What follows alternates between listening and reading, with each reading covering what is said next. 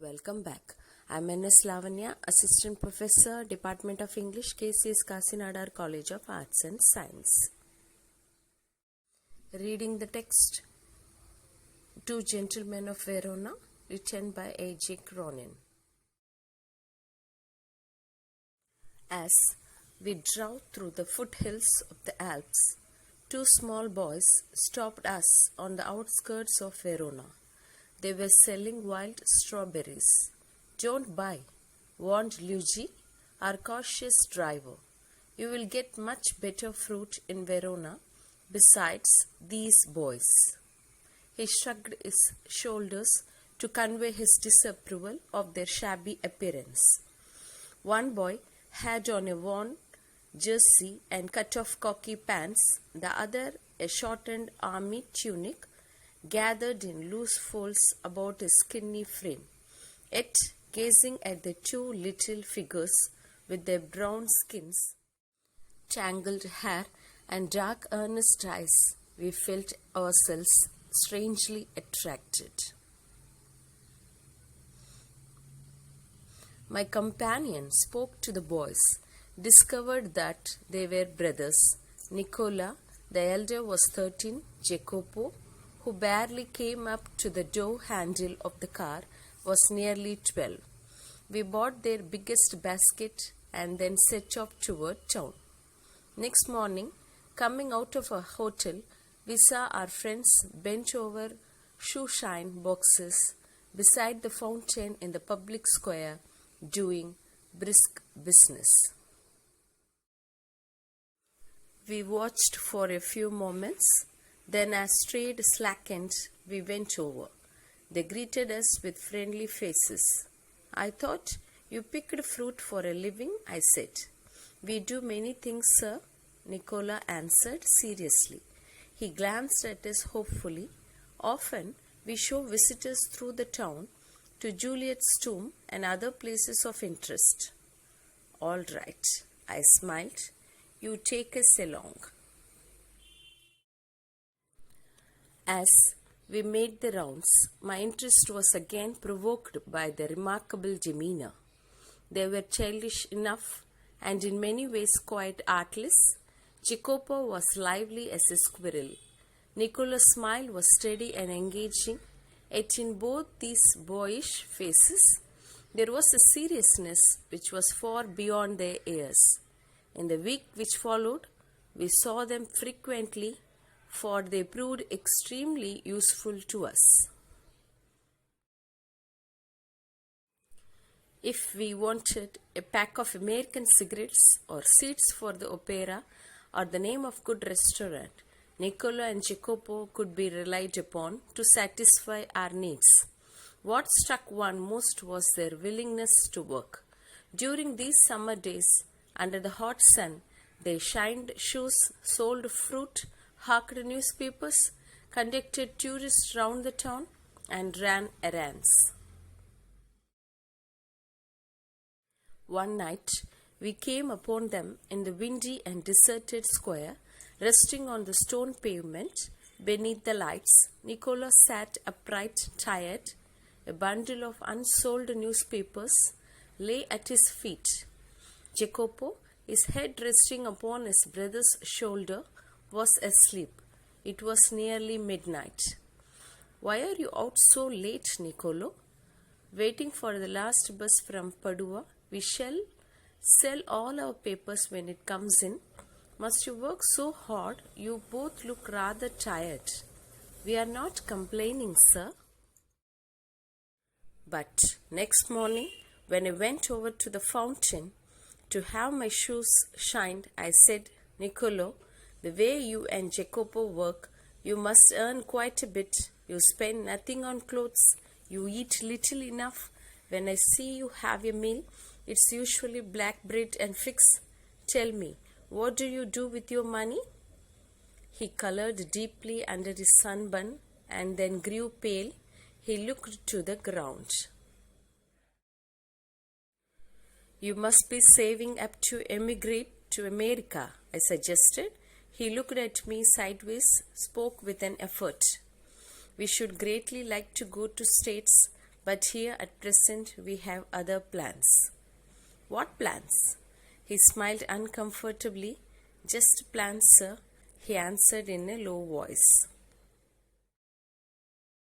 Well, I said, we are leaving on Monday. Is there anything I can do for you before we go?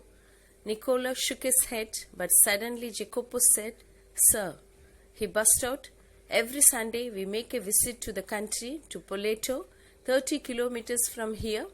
Usually we hire bicycles, but tomorrow, since you are so kind, you might send us in your car. I had already told Luigi he might have the Sunday off. However, I answered, I'll drive you out myself. There was a pause. Niccolo was glaring at his young brother in vexation. We could not think of troubling you, sir. It won't be any trouble. He bit his lip, then in a rather put-out tone he said, Very well. The following afternoon, we drove to the tiny village set high upon the hillside. I imagined that our destinations would be some humble dwellings, but directed by Jacopo, we drew up at a large red-roofed villa surrounded by a high stone wall. I could scarcely believe my eyes, and before I could recover breath, my two passengers had leaped from the car. We shall not be long, sir. Perhaps only an hour. Maybe you'd like to go to the cafe in the village for a drink? They disappeared beyond the corner of the wall. After a few minutes, I followed. I found a grilled side entrance and determinedly rang the bell. Pleasant-looking women with steel-rimmed spectacles appeared. I blinked as I saw that she was dressed in the white uniform of a trained nurse. I just brought two small boys here. Ah, yes. Her face lit up. She opened the door to admit me. Nicola and Jacopo, I will take you up. She led me through a cool tiled vestibule into the hospital. For hospital, the villa had become. At the door of a little cubicle, the nurse passed, put a finger to her lips, and with a smile bade me look through the glass partition. The two boys were seated at the bedside of a girl of about 20 who, propped up on pillows, wearing a pretty lace jacket, was listening to their chatter, her eyes soft and tender. One could see at a glance her resemblance to her brothers. A vase of wild flowers stood on her table, beside a dish of fruit and several books. Won't you go in? The nurse murmured. Lucia will be pleased to see you.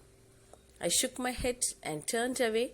I felt I could not bear to intrude upon this happy family party, but at the foot of the staircase, I drew up and begged her to tell me all she knew about these boys.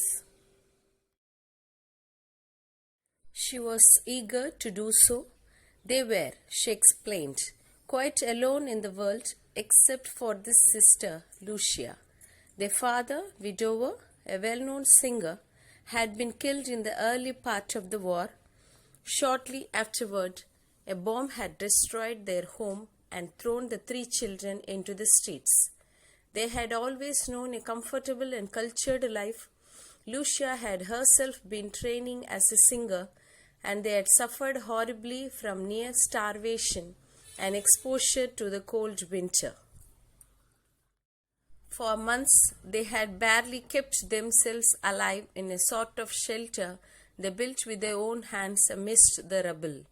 Then for 3 years, the Germans ruled the city. The boys grew to hate the Germans. When the resistance movement began secretly to form, they were among the first to join. When the war was over and we had peace at last, they came back to their beloved sister, and they found her suffering from tuberculosis of the spine.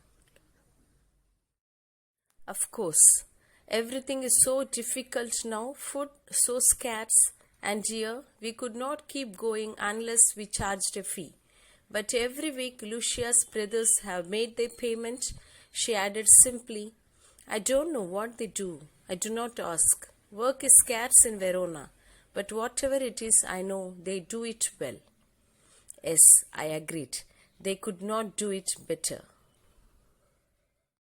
I waited outside until the boys rejoined me and then drove them back to the city. They sat beside me, not speaking. For my part, I did not say a word. I knew they would prefer to feel that they had safely kept their secret. Yet their devotion had touched me deeply. War had not broken their spirit. Their selfless action brought a new nobility to human life, gave promise of a greater hope for human society. Thanks for watching. We meet again in the next video.